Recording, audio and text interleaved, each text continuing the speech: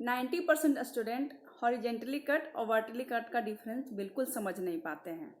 अगर उन्हें ये समझ ही नहीं आता कि अगर हॉरिजेंटल कट है वर्टिकल कट है तो शेप सेम मिलेगी या डिफरेंट मिलेगी। तो चलिए आज हम अपने बेस को कंसेप्ट को क्लियर करते हैं और आज हम देखते हैं विजुअलाइजिंग सॉलिड शेप्स का कट कि अगर हम हॉरिजेंटली कट लगाते हैं या वर्टिकली कट लगाते हैं तो हमें 2D शेप कैसे मिलती है। ठीक है, तो चलिए एक्सरसाइज 13.3 को आज हम कवर करेंगे। हाय, मैं हूँ सीमा और आपका बहुत स्वागत है हमारे चैनल पर मैथ्स विद सीमा के साथ। तो सबसे पहले जैसा कि मैं बोलती हूँ अपने बुक्स कॉपी एंड पेन को रेडी कर लीजिए और चलिए शुरू करते हैं आज का सेशन। तो देखिए आज हम करने वाले हैं एनसीईआरटी क्लास 7 की मैथ्स, चैप्टर है हमारा 13.3। आज हम हॉरिजेंटली एंड वर्टिकली कट को देखेंगे कि हम जब वो शेप को कट करते हैं तो हमें कैसी फिगर मिलती है। चलिए तो देखिए पहला क्वेश्चन ये आपके सामने आ गया है। आई होप आपने अभी तक बुक ओपन कर लिया होगा। ठीक है, मैं तो यहाँ पर आपको थियोरिकल बताती हूँ क्योंकि प्रैक्टिकल तो मैं करवा नहीं पाऊँगी, वीडियो भी लंबी हो जाएगी, लेकिन आप प्रैक्टिकल करके जरूर देखिएगा, ये बहुत ही इंटरेस्टिंग है। ये इसलिए कह रही हूँ कि इसमें जितने भी चीज़ दी हुई है ना आपको इजीली अवेलेबल है। ठीक है, अगर मान लीजिए अगर आपको नहीं भी है तो आप उस तरीके का कोई शेप लेकर उस पर एक्सपेरिमेंट कर सकते हैं।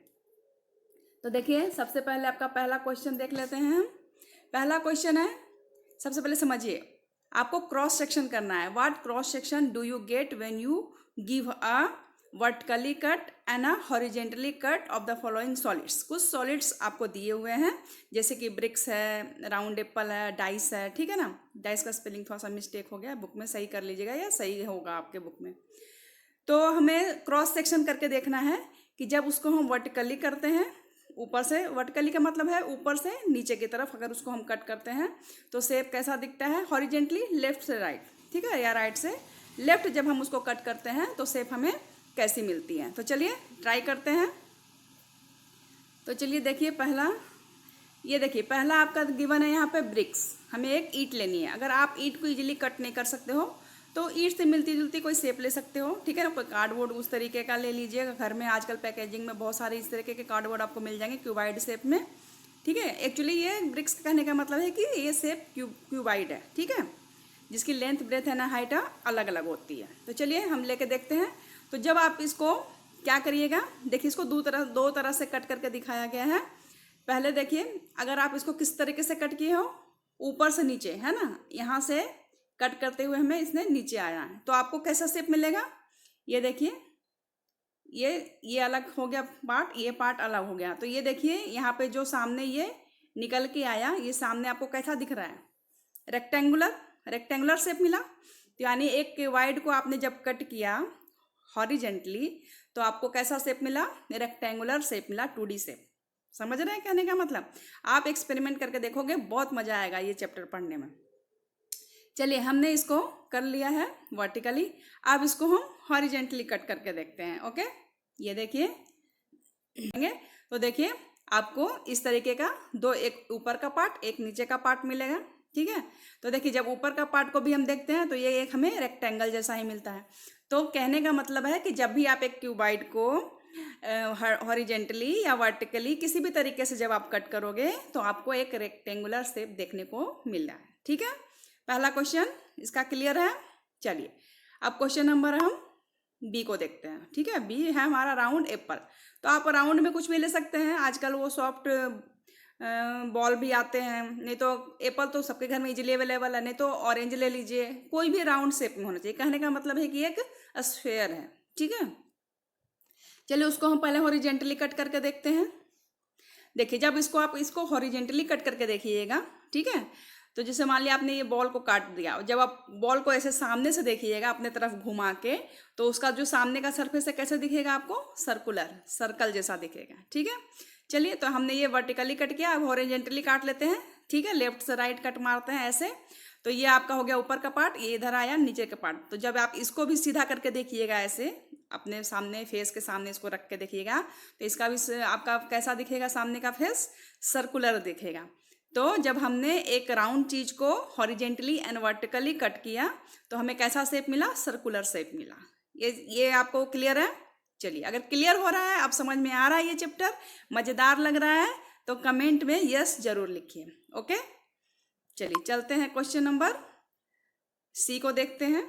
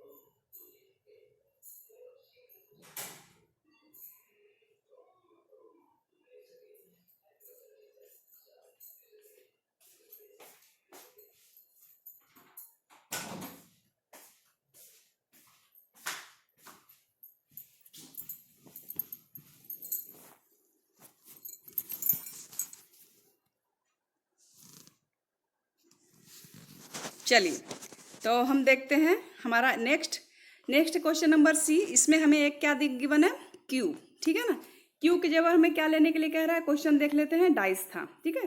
तो देखिए डाइस को थोड़ा प्लास्टिक का है, उसको नाइफ से कट करना थोड़ा मुश्किल होता है, तो आप डाइस के शेप में कुछ भी ले सकते हैं। ठीक है, अगर कोई कार्टन पड़ा है डाइस में, मतलब क्यूब के टाइप का, तो ठीक है, नहीं तो आप कुछ भी क्यूब टाइप का बना लीजिए। एक आलू को ही क्यूब के शेप में काट लीजिए। ठीक है, तो चलिए जब हम एक क्यूब को क्या करते हैं, पहले ऊपर से नीचे, ठीक है, यानी कि यहाँ से हम कट करना शुरू करेंगे। कट करते करते कहाँ आएंगे, यहाँ तक, नीचे तक, यानी हॉरिजेंटली। जब हम इसको हॉरिजेंटली कट करते हैं तो ये देखिए पार्ट 1 यानी पार्ट 2, दो पार्ट में ये कट हो जाएगा। तो अब हमें देखना है, जब इस पार्ट को आप सामने से देखोगे तो आपको कैसा एक शेप मिलेगा, स्क्वायर का शेप मिलेगा। ठीक है, तो हमने देखा क्यूबाइड को जब हमने कट किया तो हमें रेक्टेंगुलर शेप मिला, लेकिन जब हमने क्यूब को कट किया है तो हमें एक स्क्वायर शेप मिला है। यहाँ तक क्लियर है। चलिए अब आप इसको हॉरिजेंटली भी कट करके देख लेते हैं। जब आप इसको हॉरिजेंटली कट करोगे तो भी आपको कैसा शेप मिलेगा, एक स्क्वायर का ही शेप मिलेगा। आप ये सारे प्रैक्टिकल्स करके देखेंगे और कमेंट में मुझे लिखेंगे कि यस मैम, ये जो भी आपने शेप पढ़ाया है कि हाँ ये 2D शेप मिलेंगे, ये शेप सही है। अगर किसी को भी डिफरेंट आता है तो भी कमेंट करेंगे। ठीक है, तो चलिए क्वेश्चन नंबर हम डी पे चल लेते हैं।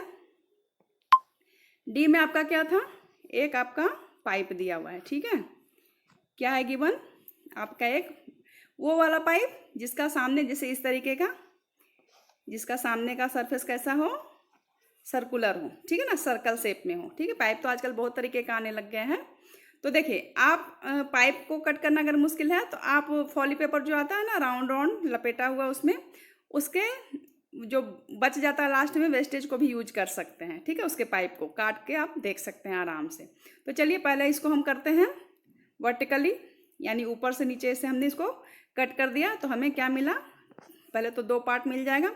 जब इस पार्ट को हम अपने फेस की तरफ घुमा के देखते हैं कि इसका सामने का शेप कैसा मिला है, तो हमें मिलता है वो सर्कुलर। ठीक है, अब इस पाइप को अब हम क्या कर देते हैं, हम लेफ्ट से राइट यानी कि हॉरिजेंटली कट मारते हैं, तो हमें इस तरीके का पाइप 2 भाग में डिवाइड हो जाएगा, ऊपर का अलग नीचे का अलग।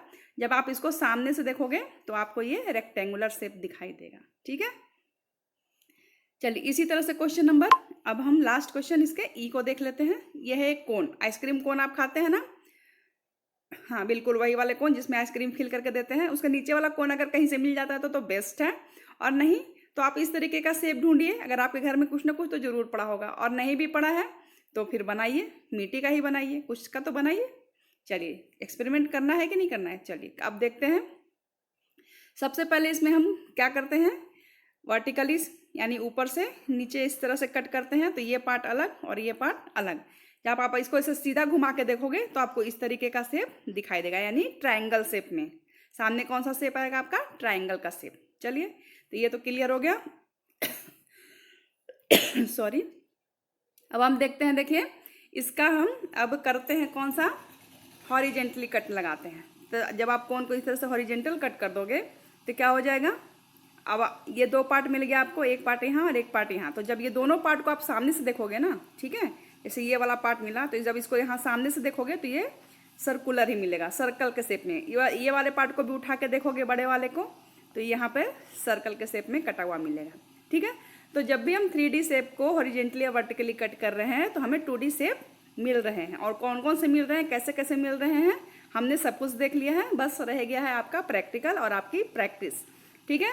तो जो कि आप, मेरा होमवर्क है, आप इसको ज़रूर करेंगे और कमेंट में मेरे को लिखेंगे कि हाँ मैम ये प्रैक्टिकल हमने करके देखा है, सब सही है। और किसी को अगर रॉन्ग पोस्चर भी मिलता है, गलत शेप भी मिलता है, तो भी मुझे कमेंट जरूर करेंगे, ठीक है। तो देखिए 13.3 आज क्लियर हो गया है।